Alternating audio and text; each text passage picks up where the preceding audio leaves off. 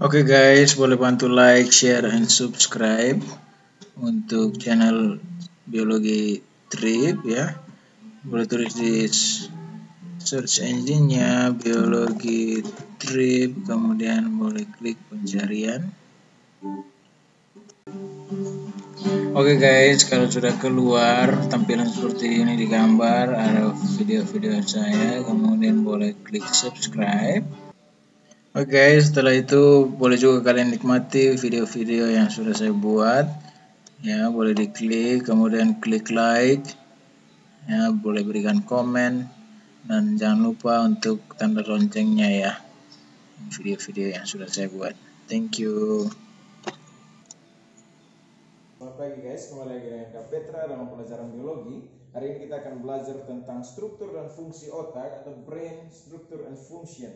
Ya, kurang lebih sangat kompleks komponen-komponen dari otak. Ya, karena ini adalah salah satu bagian yang paling penting selain jantung, karena otak akan mengontrol setiap aktivitas dari tubuh, mulai dari tingkat kecerdasan, sifat, sampai gerakan-gerakan tubuh, ya, cara pola melihat sampai sedetil-detilnya dari tubuh kita, otak. Ya, untuk pertama kali Petra akan menjelaskan bagian terluar otak. Jadi otak itu diselubungi oleh satu lapisan yang membungkus otak, namanya meninges. Ya, lapisan ini terbentuk dari jaringan-jaringan ikat yang ada di dalam tubuh.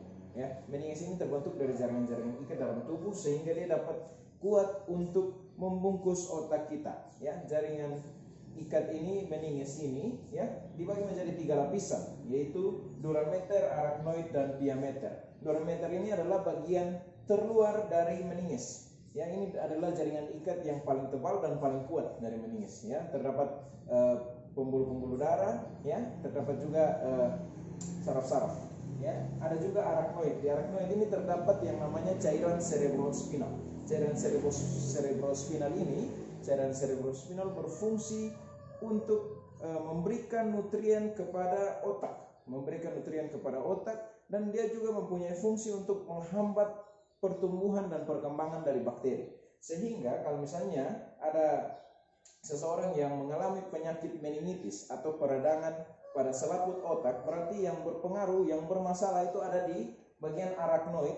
Lebih spesifiknya ada di cairan cerebrospinal. Berarti cairan cerebrospinalnya itu rusak atau enggak, dia berubah fungsinya karena dia terlalu banyak, berlebihan di dalam otak di bagian arachnoid, sehingga bisa banyak sekali bakteri yang masuk ke dalam cairan tersebut. Sedangkan cairan tersebut itu mempunyai fungsi untuk menghambat bakteri untuk bertumbuh dan berkembang. Ya, kemudian ada diameter. Diameter ini bagian yang langsung melekat dengan otak, ya, bagian yang langsung melekat dengan otak, dan dia mempunyai struktur yang sangat tipis, ya, mempunyai bentuk yang tipis sekali, sehingga dia mempunyai banyak sekali saraf-saraf yang melekat pada bagian ini, ya, diameter. Kemudian kita akan berlanjut ke dalam bagian organ-organ otak tersebut. Ya, ada bagian frontalis. Frontalis kalau kita punya kepala boleh kita pegang di bagian depan, ya, yang bagian frontalis, bagian dahi, ya. Kemudian ada bagian parietalis, ini bagian atas otak kita, itu bagian ubun-ubun. Kemudian ada bagian occipitalis, bagian otak bagian belakang, ya. Kemudian ada cerebellum, otak kecil. Kemudian ada temporalis, otak bagian samping, ya. Kemudian ada pons farolii. Kemudian ada medulla oblongata, ya. Nah, otak kita itu dibagi menjadi 2, yaitu ada cerebrum, ada cerebellum, ya. Cerebrum itu adalah otak besar, ya. Otak besar yang di dalamnya terdapat frontalis, parietalis, occipitalis, dan temporalis. Kemudian ada cerebellum. Cerebellum itu adalah otak kecil yang terdapat di bagian bawah dari occipitalis, ya. Kemudian ada pons farolii dan medulla oblongata. Selanjutnya nanti ada medulla spinalis atau sumsum tulang belakang. Nah, kita mulai dari frontalis.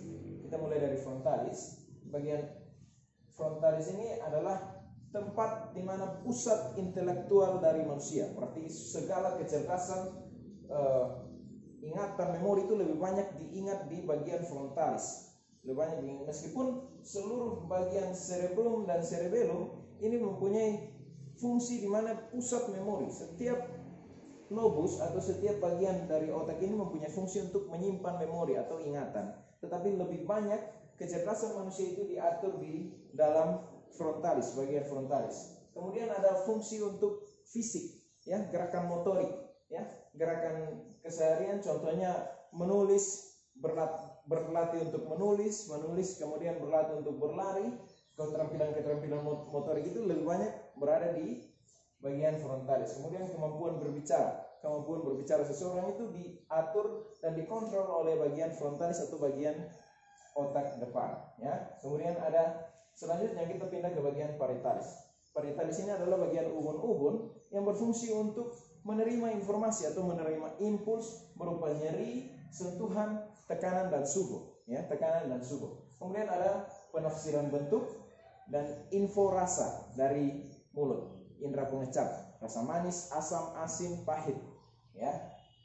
Kemudian ada occipitalis. Occipitalis ini sangat berkaitan dengan indera penglihatan atau mata, yang sangat visual, ya. Jadi ini adalah pusat visual dari manusia, ya, yang dikirimkan pesan dari retina mata. Retina mata akan mengirimkan pesan ke occipitalis, kemudian occipitalis akan menerjemahkan sehingga manusia dapat mengetahui bahwa dia melihat sesuatu benda, ya. Kemudian ada temporalis. Temporalis ini adalah bagian samping dari otak, ya, bagian tengah lebih tepatnya, ya, yang menjadi pusat auditori. Pusat auditori adalah, kenapa dia pusat auditori? Karena dia paling dekat dengan telinga, ya. Pusat pendengaran manusia. Manusia kalau mendengar sesuatu itu pasti pesannya itu akan terkirim ke bagian yang namanya temporalis. Kemudian selanjutnya kita akan berlanjut ke cerebellum. Cerebellum atau otak kecil. Otak kecil ini sangat penting karena dia akan menjaga keseimbangan tubuh. Tubuh kita akan berdiri lurus tegap, ya, dan bisa seimbang. Tidak ada miring kiri, miring kanan. Kalau miring kiri, miring kanan berarti yang terganggu bisa jadi adalah bagian cerebellum atau otak kecil Anda. Kemudian kontrol gerak bola mata, ya. Gerak kelopak mata, bola mata itu semua diatur oleh cerebellum. Dan keterampilan sederhana, contohnya menggambar, ya, seni bernyanyi dan lain-lain, ya. Kemudian ada pons faruli. Pons faruli ini adalah jembatan yang menghubungkan antara otak bagian kiri dan bagian kanan. Kemudian dia juga menghubungkan antara otak besar dan otak kecil, kemudian menghubungkan antara medula oblongata dan otak besar dan otak kecil, ya. Pons faruli ini mempunyai fungsi untuk mengatur frekuensi nafas. Jadi manusia kalau bernapas pasti ada frekuensinya, ya, seperti itu, ya. Itu diatur semua oleh pons faruli. Kemudian ada juga medula oblongata. Medula oblongata ini mempunyai fungsi adalah mengendalikan frekuensi denyut jantung, kemudian tekanan darah dan gerak refleks. Contohnya batuk, bersin, kemudian berkedip. Nah, ada bagian yang tidak ditulis oleh Kapitra di sini, mempunyai tempat di bagian tengah otak. Bagian ini juga mempunyai fungsi yang sangat penting. Ada yang namanya talamus, kurang lebih di bagian sini, ya, di bagian sini, sekitar sini, ya. Ada yang namanya talamus, ada yang namanya hipotalamus, ya. Talamus ini berfungsi untuk menerima segala impuls dari bagian organ tubuh reseptor, ya. Jadi segala impuls yang diterima dari reseptor itu akan dikirimkan ke otak, tapi harus melalui satu perantara yang namanya talamus, bagian talamus. Ya, talamus ini nanti akan mengirim ke otak bagian occipital atau frontalis atau parietalis atau temporalis atau cerebellum dan lain-lain, ya. Jadi ini adalah bagian perantara sebelum impuls itu sampai ke bagian otak-otak besar atau otak kecil kita. Ya. Kemudian ada hipotalamus. Hipotalamus ini adalah bagian yang berfungsi untuk mengatur segala hormon yang bekerja dalam tubuh. Ya, contohnya hormon yang membuat kita bisa bergairah atau senang, contohnya dopamin dan lain-lain, itu semuanya diatur di hipotalamus. Ya, semuanya diatur di hipotalamus sehingga kontrol tubuh kita itu tidak berlebihan. Contohnya emosi dan lain-lain juga diatur di hipotalamus, seperti itu ya. Ya, kurang lebih hari ini kita belajar sampai di sini saja tentang struktur dan fungsi otak. Sampai jumpa.